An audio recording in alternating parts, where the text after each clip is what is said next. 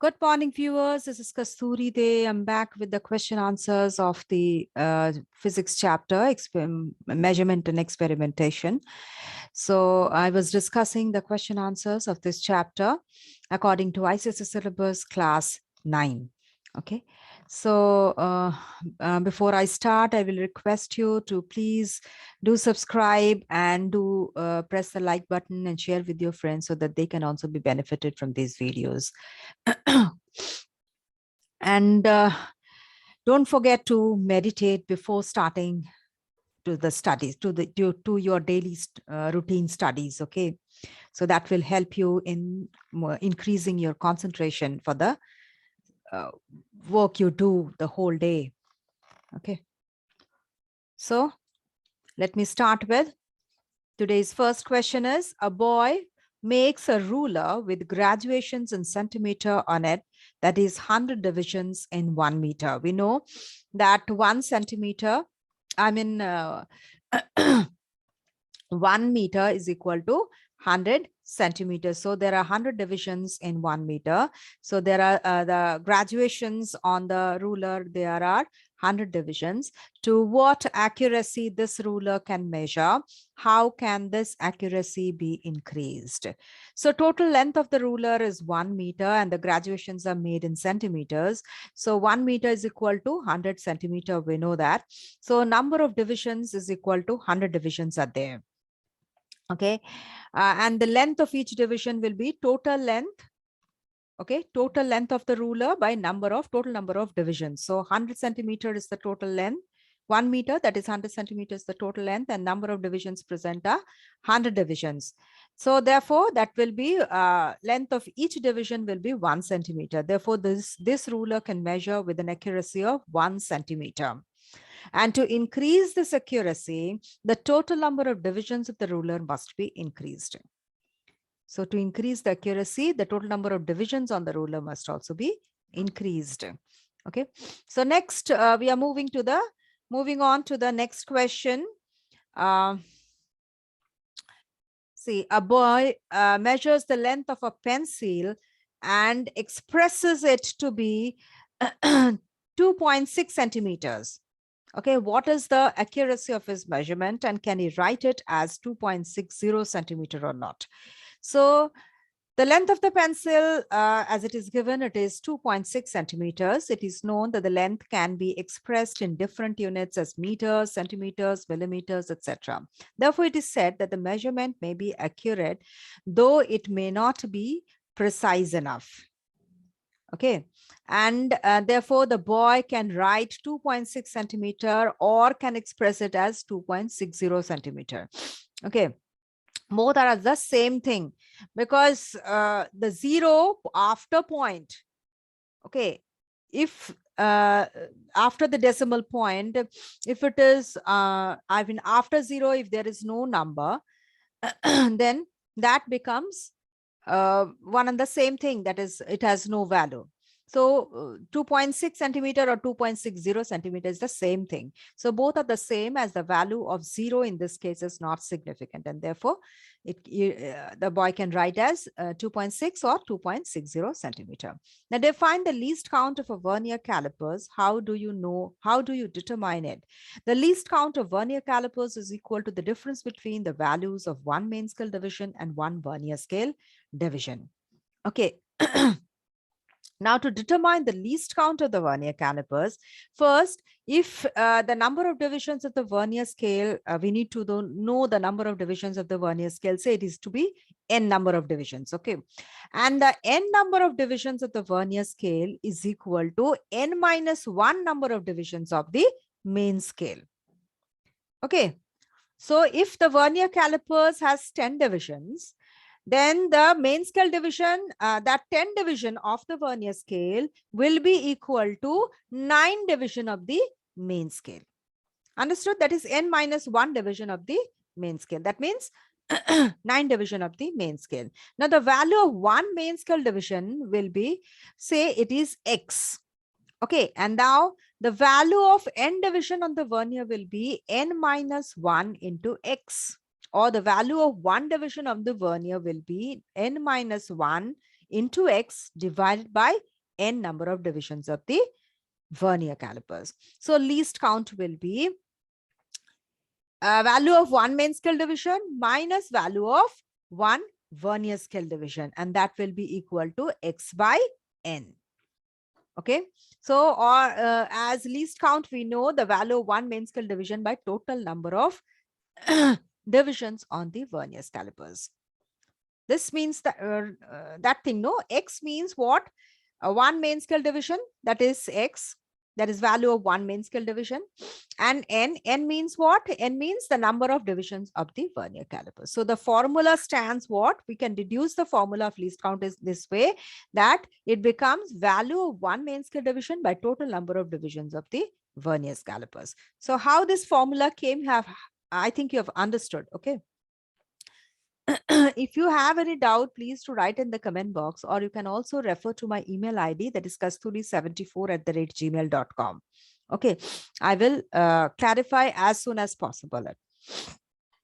Then define the term vernier constant. It is the difference between the value of one main scale division and one vernier scale division. It is also known as the least count of the vernier calipers.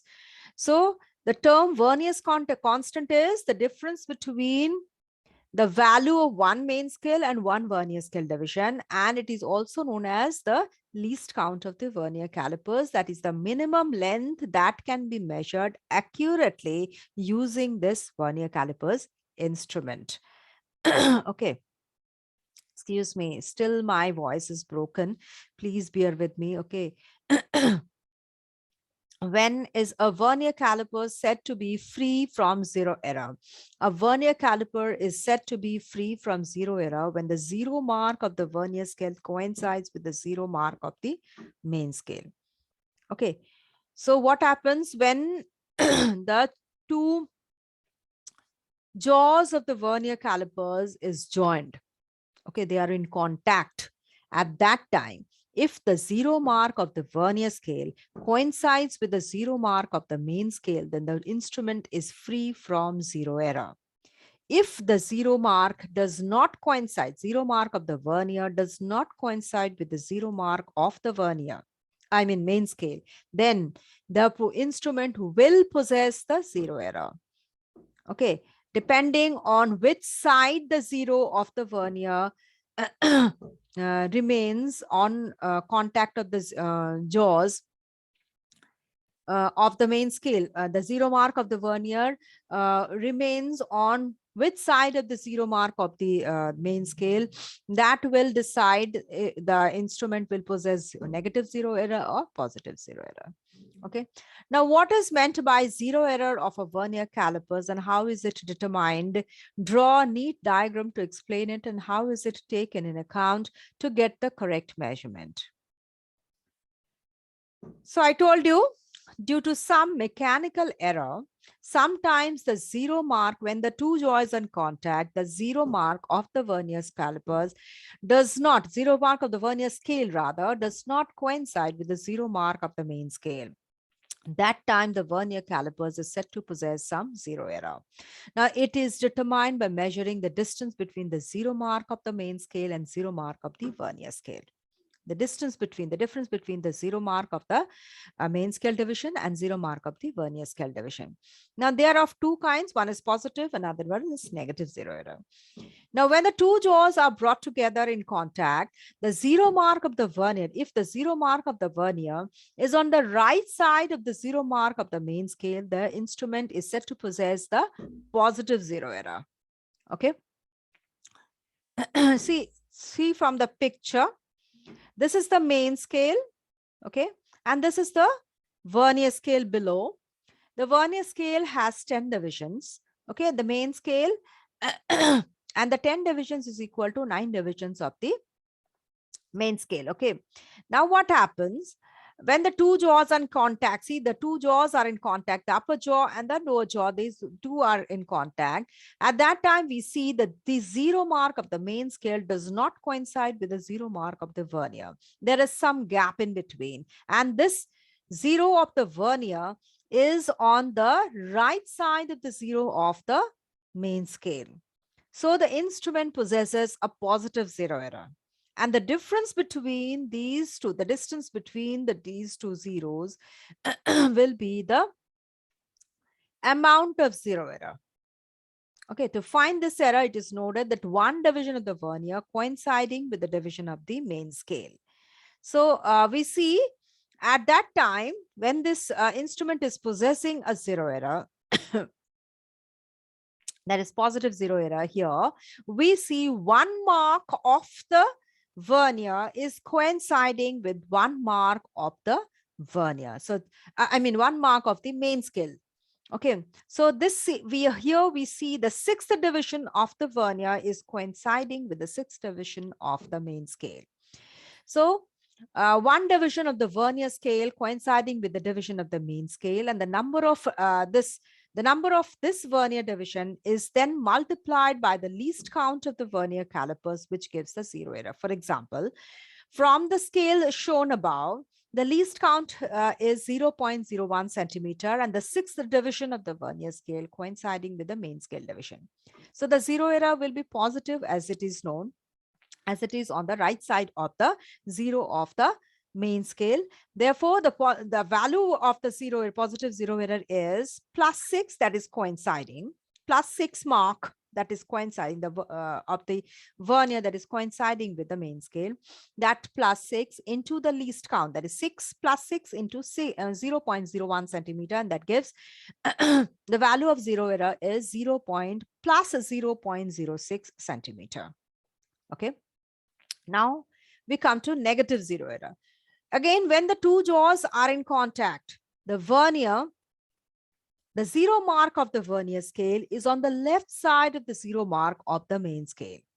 Then the instrument is said to possess negative zero error. Okay.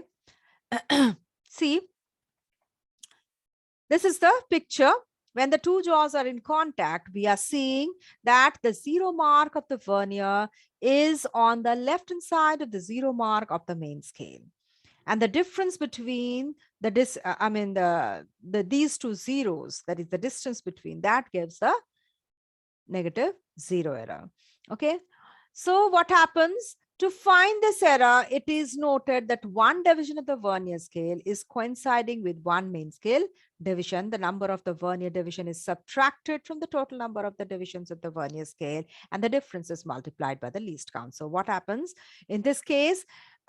From the scale shown, the least count is 0.01 centimeter, and the sixth division of the vernier scale is coinciding with the certain division of the main scale.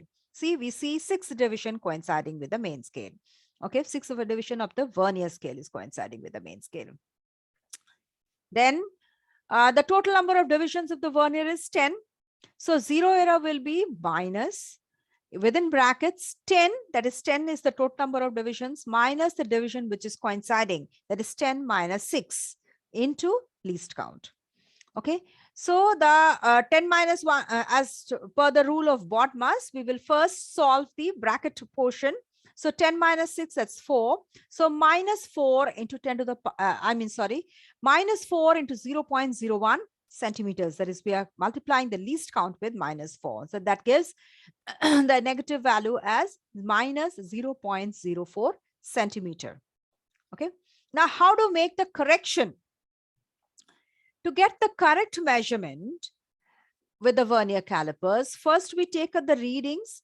Now, then from the reading, from the observed reading, we subtract the zero error with the sign. That gives the correct reading. So in case of positive zero error, we will say that observed reading minus plus that one, what was the reading? Plus 0.06. Okay, so that will make observed reading minus the zero error. And in case of negative zero error, we will say observed reading minus 0.04 centimeters. So that will tell you that minus plus, and therefore the observed reading plus the zero error. Okay, in case of negative zero error. Next question we are moving to is state 3 uses of the vernier calipers. The 3 uses are: it can be used to measure the length of an object, Okay, so vernier calipers can be used to measure the length of an object. It is used to measure the diameter of a hollow cylinder. It can be used to measure the depth of a beaker. Next question, describe in steps how would you use a vernier calipers to measure the length of a small rod. Okay. First, the rod whose length is to be measured is placed between the fixed end and the vernier scale. So see, this is the way we put the rod in between. This is the fixed end, fixed jaw rather, and this is the vernier scale having the jaw. Okay, so the rod is between this fixed end and the vernier scale. Okay, now in this position, we see the zero mark of the scale is ahead of 1.2 centimeters on the main scale. Okay, zero mark of the vernier is 1.2 centimeters. See, 1 centimeter, 1.2 centimeters of the main scale. Okay, so the actual length of the rod is 1.2 centimeter plus the length AB. Okay, plus the length AB. That is the length between 1.2 centimeter mark on the main scale and zero mark of the vernier scale. Okay. Now, to measure the length AB, the pth division of the vernier scale that coincides with any division of the main scale is noted. In this position, we note down the division of the vernier scale, which is coinciding with the main scale. So we see that 1, 2, 3, 4, 5, and 6th division of the vernier scale is coinciding. Okay. So the pth division is the 6th division, which is coinciding of the vernier scale, which is coinciding with the main scale. Okay. Then what do? We AB, we add up the length of the P division of the vernier scale with the AB, and that will give the length of the P division on the main scale. Okay, or you can say AB is equal to length of P division on the main scale minus length of the P division of the vernier scale.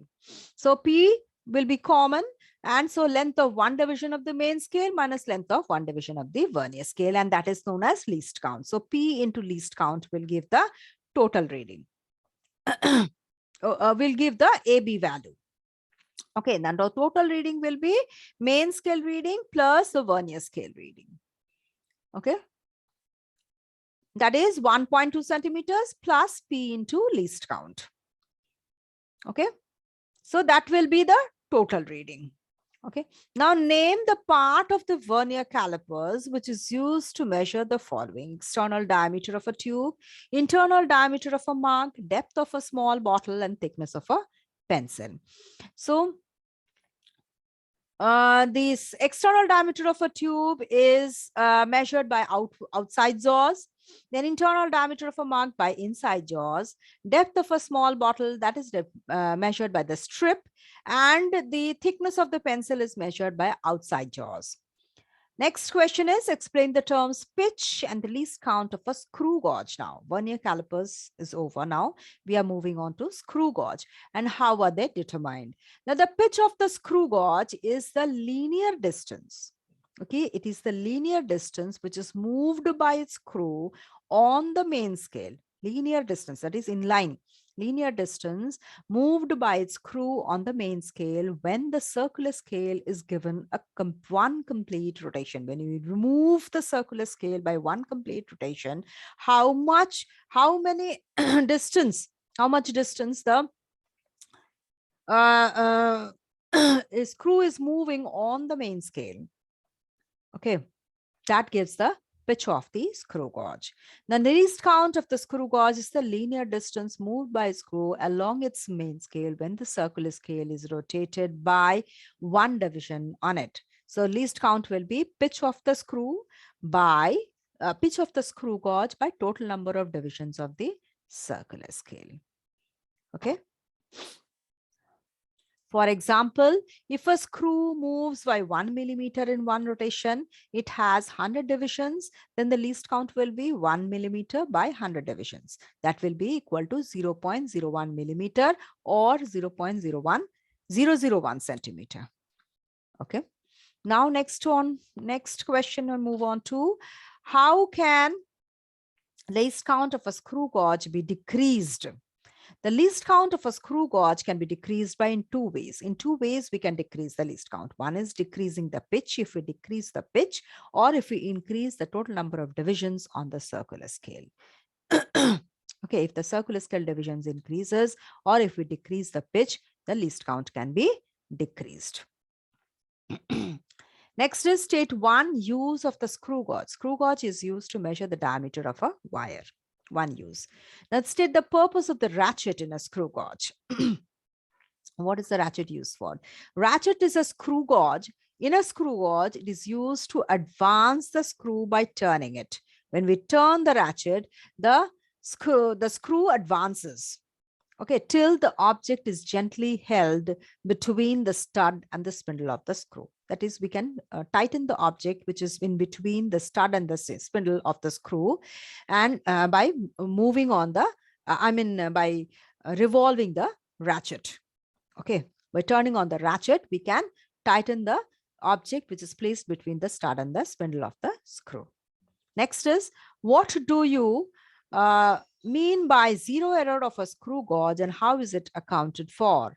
When the flat end of the screw is in contact with the stud and the zero mark of the circular scale does not coincide with the baseline of the main scale. Okay, in this screw gauge, the zero mark of the circular scale should coincide with the baseline of the main scale. Then the instrument will not possess zero error. And if the zero mark of the circular scale does not coincide with the baseline of the main scale, then the instrument will possess zero error. Okay. And it is accounted by subtracting the zero error with the sign from the observed reading, as same as the vernier scale. So we need to subtract the zero error with the sign from the observed reading. Next is, in order to get the correct reading. Next is, what is backlash error and why is it caused and how is it avoided? So backlash error is error. It happens when the direction of the rotation of the thimble of the screw is reversed. Like when we are moving the screw gauge in one rather in clockwise direction, and suddenly we start moving it into the reverse anti-clockwise direction. It's reversing. We are reversing the direction of the rotation of the screw, of the thimble of the screw. So what happens? This rotation suddenly it remains stationary. It will not immediately, it will not move on in the reverse direction. Okay, it does not start moving in the opposite direction immediately, but it remains sometimes stationary for a part of the rotation. And then this type of error is known as backlash error. It is caused due to the wear and tear of the screw threads. Is generally caused due to the wear and tear of the screw threads. Okay, and to avoid this backlash error, what do we do? The screw should be rotated in one direction only while taking the measurements. And if we want to reverse the direction, then first stop it, then rotate it in the reverse direction. Okay. Rather, if it is needed only, we should reverse the rotation. Okay, so I'll stop here. I'll continue with the rest of the question answers and also some numerical questions in my next video. So please go through this. If you have any doubt, please to write in the comment box. Also share. Also, you can write it in the in my email ID, that is kasturi74@gmail.com. Okay, and do share with your friends and colleagues so that they can also be benefited from these videos, and press the like button, and also you should subscribe to get the notification of my next video. And don't forget to meditate before sitting the studies. Okay, so thank you for watching and have a good day.